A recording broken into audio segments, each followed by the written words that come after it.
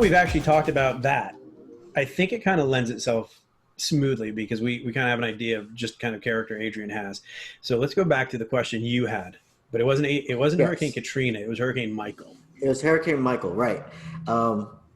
We were just talking about how much of a badass you are from your past history during Hurricane Michael, and I was like, I feel like her story needs to be told. Like, yeah, you know, it might even give some merit to the things that you're doing today in trying to get people of the Black community to get this vaccine, and the brown community as well, right? So it might give some merit to that. So if you could just tell us a little bit about your experiences during Hurricane Michael.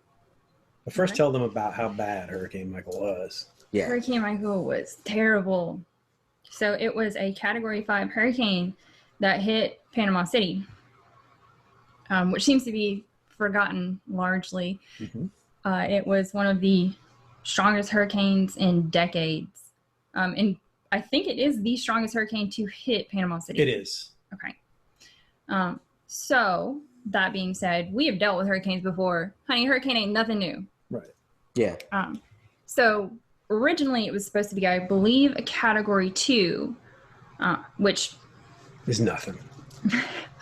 I mean, yeah, a little red. In the grand scheme of things, a Category 2 hurricane is something that you can feasibly ride out. Well, there are different kinds of hurricanes, right, too. I mean, if it's a fast-moving hurricane, it blows through town and it's gone, it'll knock some things down. If it's going to stay a while and just dump rain on you, that'll do a little more damage. But very true. Hurricane Michael was a Category 5. Right. So Category 3s. That's when you get scared. You get out of town. Yeah. You don't hang around. That's not. You just go. You go north, or you get out of the way. Right. But being that I was a nurse intern at the time on a 4 ortho surgical floor, I was what's called Team A. There's Team A and Team B. So Team A comes in and we respond during the hurricane. Team B will come in to relieve us and clean up and take care of patients after the hurricane.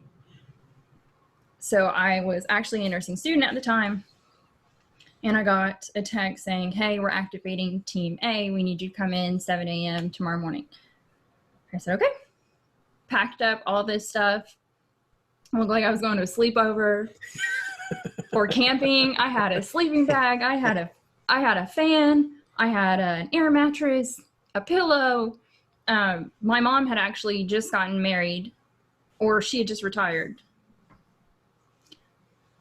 She had some life-changing event happen that left a surplus of little sandwiches. So I took this little sandwich tray into work, right? And I even took my school books because, hey, I've been through a hurricane before, and ain't nothing but a whole bunch sitting around. Yeah. And I knew the hospital was going to have power because they had backup generators, so I was good, right? Right. Did you feel like it was, if you had to be anywhere during the hurricane, that'd be the place to be then? Because you'd have power and you'd be safe. And yeah. So I didn't think it was a bad place to be by any means. My house would have been a bit better because it was further away from the coast. Yeah. However, do what you gotta do. So I went in and I was like, I'm going to study. That was a Tuesday. The hurricane hit on Wednesday. Yeah. Yep. So Tuesday night, we're all scrambling to find where we're all going to sleep because we're all saying you're not going to leave. So we found this conference room, and there's probably 10 of us nurses. We're all congregating in this conference room, setting up our mattresses and whatever. And I keep constantly looking because my family stayed. My husband stayed, my mom, my stepdad, they both stayed, and I wanted them to leave. Yeah. So by this time, I'm updating the Weather Channel. Update. And it keeps saying oh, Hurricane 2 or Category 2. Now it looks like Category 3. And this was a fast-moving hurricane. It was it formed on Sunday or Monday, right? Yeah, it was cool. And it was hitting us Wednesday, which they don't go that fast. Yeah. So then I'm telling them, leave, get out, go north, get out of here. And they're responding, we're not leaving you. Well, that's stupid. You An entire family does not need to be in danger if one person is required. Right. I love my mom. I love my husband. I love my stepdad. But get the hell out of town. Did Right. that You can't adds do anything. stress to I'm at you. the hospital. Right. Right. I'm at the hospital. You're at home. You can leave. Right. So now not only am I worried about myself, my nurses, my patients, I'm worried about my family that stayed. Yeah. Right. But in all fairness to your husband, he didn't get to decide whether he left or not. It was up to the Air Force to decide whether or not he was Correct. leaving. That So is true. you were kind of stuck with whatever the Air Force told him he was doing, yeah? Yeah, that is true. I mean, if they told him to evacuate, he'd have to evacuate. Right.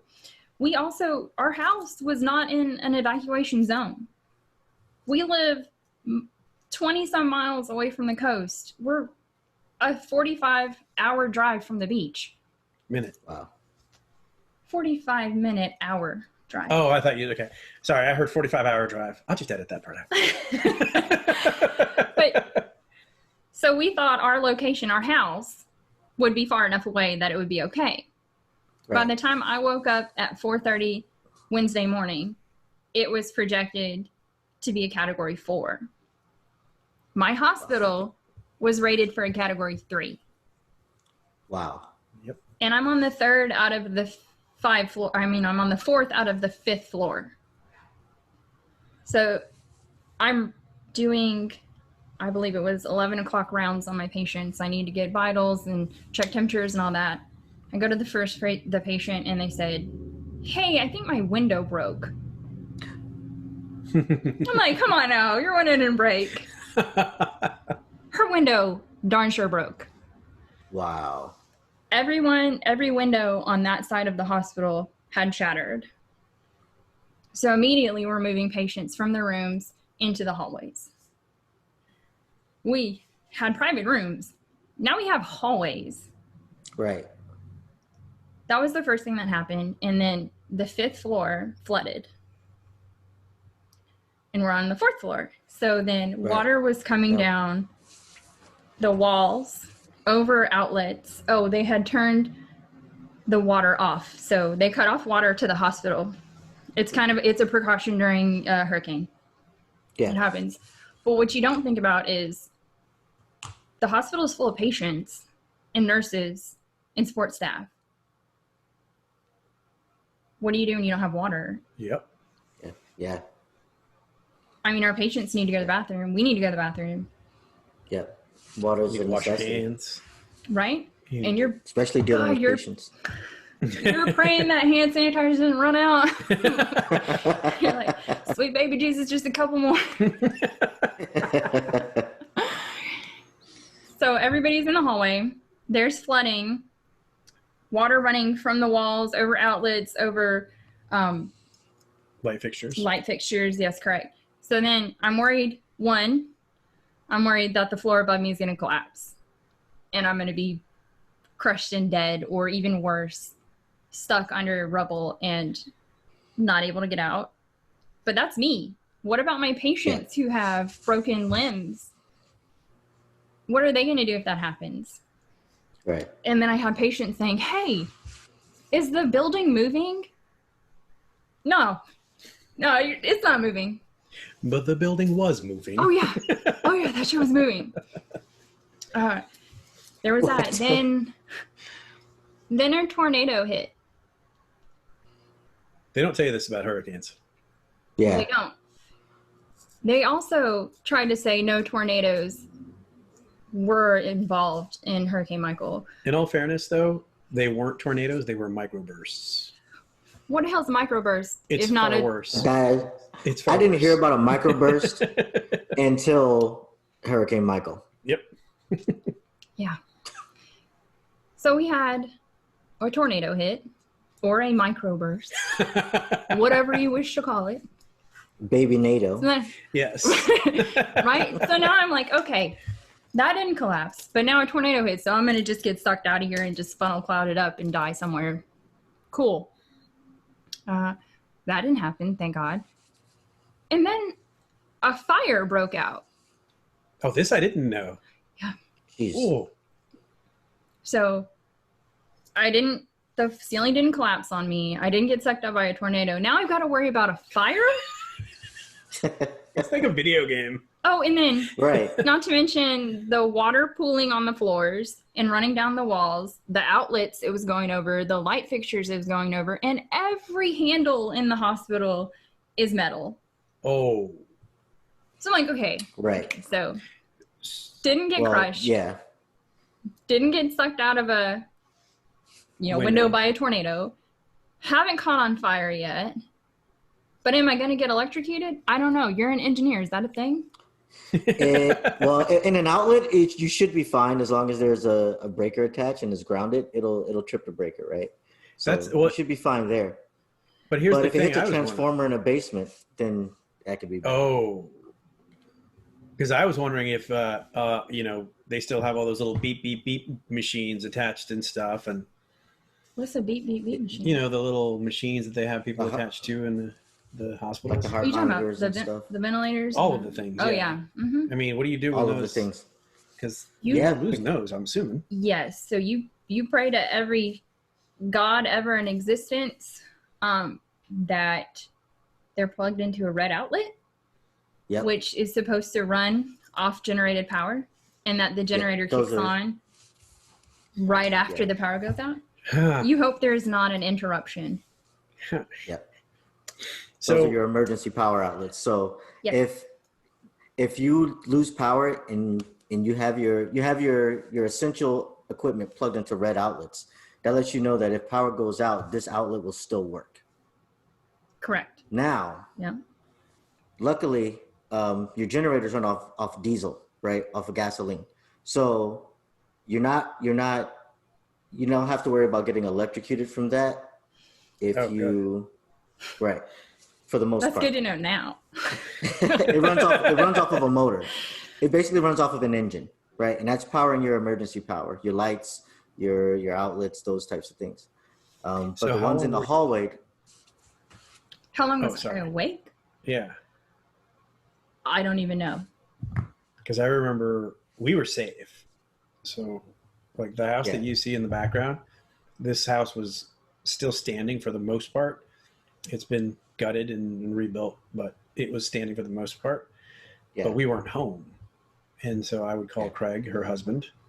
I would text her, and we wouldn't hear from them. We were scared. Yeah, absolutely. And so you had just purchased the house, right? Yeah. Yeah. But cell towers went down right at the beginning of the storm.